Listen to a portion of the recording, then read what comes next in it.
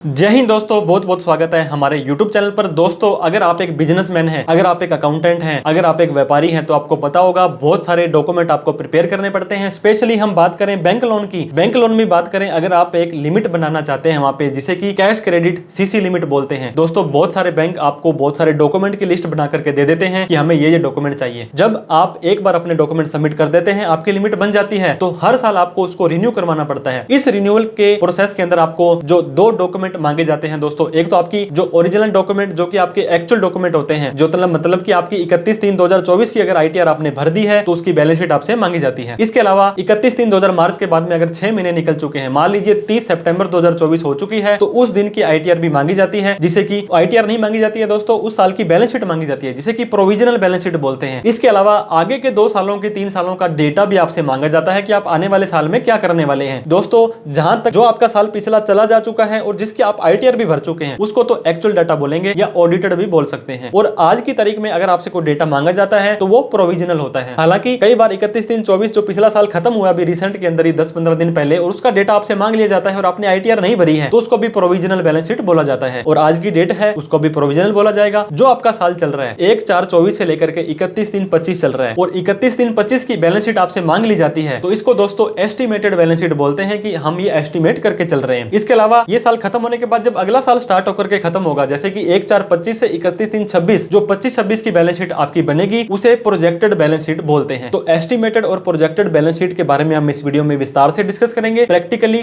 आपको एक्सेल की शीट की सहायता से बताने वाले हैं कि कैसे आप अपनी एस्टिमेटेड और प्रोजेक्टेड बैलेंस शीट बना सकते हैं। इस एस्टिमेटेड प्रोजेक्टेड बैलेंस शीट का फॉर्मेट भी आपको हमारे टेलीग्राम चैनल पर मिल जाएगा। इसके साथ में दोस्तों, टेलीग्राम और व्हाट्सएप पे हमने चैनल बना रखे हैं जहां पर हम रेगुलर अपडेट्स डालते रहते हैं, उसको भी फॉलो करना ना भूलें। तो देर ना करते हुए एस्टिमेटेड और प्रोजेक्टेड बैलेंस शीट के बारे में जान लेते हैं।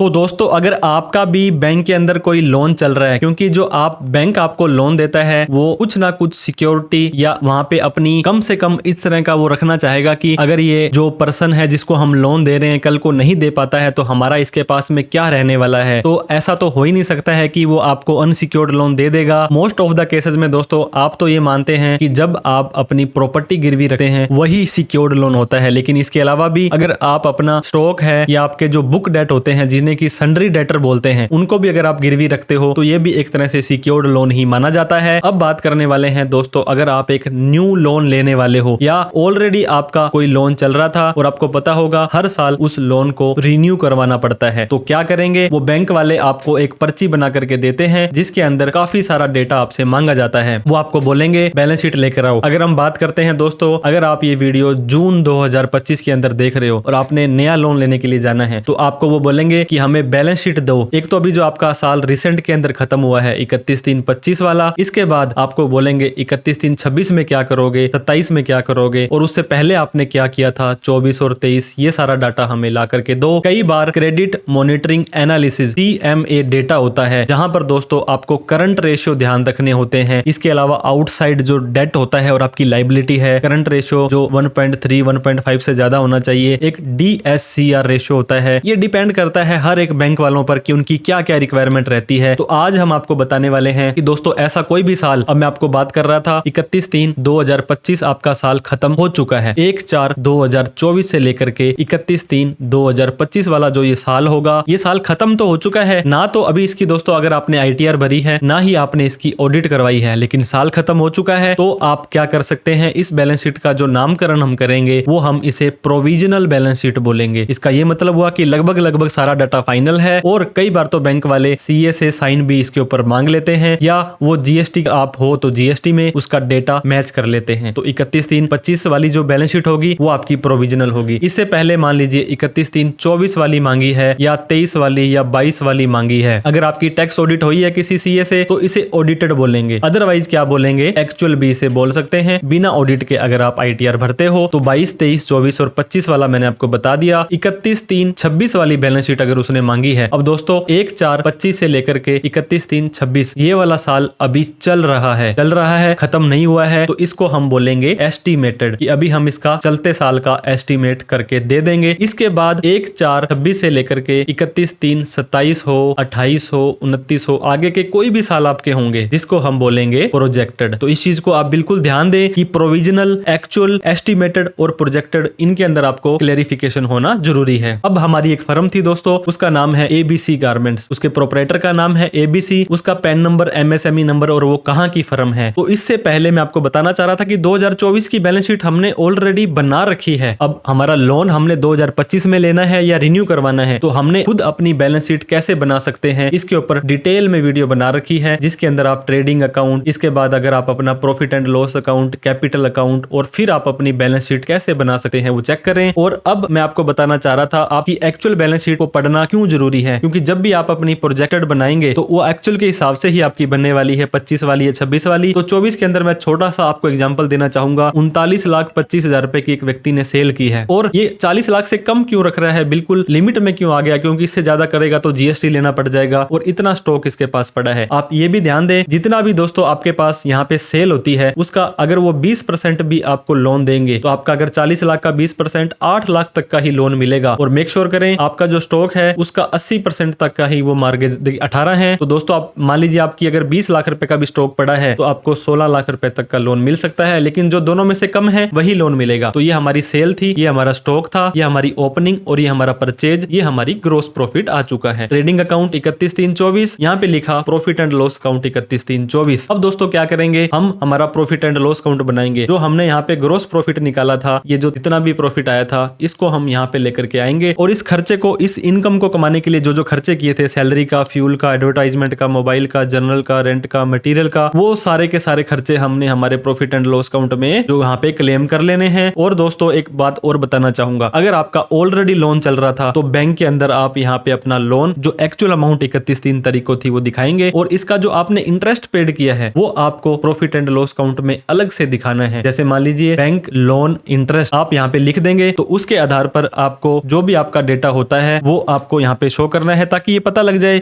बैंक वालों को भी, ये जस्टिफिकेशन हो जाए कि ये व्यक्ति जो है एक्चुअल में सही की सही सेल यहाँ पे दिखा रहा है, एक्चुअल में डेटा शो कर रहा है। आपको कैपिटल अकाउंट अलग से डिटेल में बना के देने की जरूरत नहीं है दोस्तों, क्योंकि कैपिटल अकाउंट प्रोजेक्टेड एस्टिमेटेड में देने की जरूरत नहीं होती है। यहाँ पे आपकी आ गई कैपिटल, यहाँ पे आपका आ गया जो लोन ऑलरेडी चल रहा है, अगर सन्ड्री क्रेडिटर्स, फिक्स एसेट्स, आपका स्टॉक, आपके डेटर्स और आपका कैश और बैंक का बैलेंस भी आप यहाँ पे दिखा सकते हैं। ये तो हो गया हमारा एक्चुअल डेटा। अब मैं आपको बात कर रहा था 2025 की, जो कि हमारा साल तो निकल चुका है लेकिन अभी तक इसकी आईटीआर वगैरह नहीं भरी है। तो आपका दोस्तों यहाँ पे प्रोविजनल इस तरह का डेटा लिखे जाने वाला है। तो इस चीज का आपको ध्यान रखना पड़ेगा। जो आपका 31/3/2024 का स्टॉक था वो 1/4/25 का ओपनिंग स्टॉक बन जाएगा, वो यहाँ पे आपका आ जाएगा। फिर कितनी परचेज आपने इस साल करी, कितनी सेल करी, कितना स्टॉक करा और क्या ग्रोस प्रॉफिट आया, ये ग्रोस प्रॉफिट यहाँ चला जाएगा। फिर नीचे जाने के बाद में फिर से दोस्तों आपको क्या करना पड़ेगा, आपका प्रॉफिट एंड लॉस अकाउंट यहाँ पे शो करना पड़ेगा, जिसके अंदर आपको हर एक खर्चा, क्योंकि सैलरी, फ्यूल, इंटरेस्ट पेड, आपने पूरे साल में कितना ब्याज, क्योंकि 31/3/25 जा चुका है तो एक्चुअल डाटा आपको यहाँ पे लेना है। एक्चुअल डाटा अगर आप लेंगे तो दोस्तों आपको बैंक वाले भी कोई डाउट नहीं करेंगे। एडवर्टाइजमेंट, मोबाइल, क्योंकि कई बार क्या होता है जब बैंक के अंदर आप लोन के लिए अप्लाई करते हैं और उन बैंक वालों के जो भी ऑडिटर होते हैं दोस्तों, बहुत बार क्या होता है कंकरेंट ऑडिट होती है, तो उस ऑडिट के अंदर सीए लोग जाकर ही चेक करते हैं। तो वहां पे बैंक वालों को अगर नहीं पता तो सीए वाले उसकी कमी आपकी निकाल सकते हैं। तो आप कभी भी ऐसा गलत डाटा या ऐसे समझदारी या सियाणप करेंगे तो दोस्तों आप पकड़ में आ सकते हैं। बिल्कुल सही, straightforward, clean and neat data आपको देना है। जो भी आपका प्रॉफिट होगा वो नेट प्रॉफिट आ जाएगा। प्रोविजनल बैलेंस शीट में कई बार वो सीए के साइन भी मांग लेते हैं, तो वो आपको ध्यान देना है। आपकी कैपिटल इतनी आ गई, आपके सन्ड्री क्रेडिटर्स थे और ये देख सकते हैं दोस्तों सिक्योर्ड लोन के अंदर सीसी कैश क्रेडिट आ गया, उस बैंक का नाम और बैंक का एड्रेस, इतने रुपए का एक्चुअल बैलेंस 31/3/25 को था। क्योंकि अगर आप ये बैलेंस ही एक्चुअल नहीं डालेंगे और बैंक में अगर ये बैलेंस शीट चली जाएगी तो बैंक वाले तो 1 मिनट में 31/3/25 को इस व्यक्ति को कितने रुपए हमने लोन दे रखा था वो चेक कर सकते हैं। तो इस चीज का ध्यान दें। आप स्टॉक ले लें, आप अपने फिक्स एसेट्स ले लें, डेटर्स ले लें, जो भी एडवांसेस, कैश, बैंक वगैरह था वो सारा का सारा डेटा आप ले सकते हैं। तो 24 और 25 के बाद में 31/3/26 में अगर आप आते हैं तो 26 वाला साल मैंने आपको शुरू में बताया अभी स्टार्ट हो चुका है। तो यहाँ पे एस्टिमेटेड हर जगह आ जाएगा 31/3/26। आपकी सेल मैं आपको बताना चाह रहा था दोस्तों, सेल अगर आपकी लास्ट ईयर की जो सेल है उससे आप क्या करें, हाईएस्ट 20% बढ़ा दें। अगर पिछली बार 40 लाख रुपए की सेल है और इस बार आप 80 लाख दिखा रहे हैं तो थोड़ा सा डाउट वो कर सकते हैं। हालांकि एक्चुअल आपकी है, आप उसको जस्टिफाई कर पा रहे हैं तो कोई टेंशन वाली बात नहीं है। 2025 में हमारी जो सेल थी वो थी दोस्तों 39 लाख, मतलब 40 लाख रुपए थी। अब 40 लाख का 10% होता है 4 लाख रुपए, तो 45 लाख रुपए इस बार हमारी सेल रहने की संभावना है। जीएसटी नंबर जब हमें 40 से क्रॉस करेगी, जब हम लेंगे, उनको कोई जस्टिफिकेशन देने की जरूरत नहीं है। हमारा स्टॉक कितना था, ओपनिंग हमारा पिछले साल का क्लोजिंग आ जाएगा, परचेज और ग्रोस प्रॉफिट, ये ग्रोस प्रॉफिट हमारा फिर से यहाँ पे आ जाने वाला है। अब इस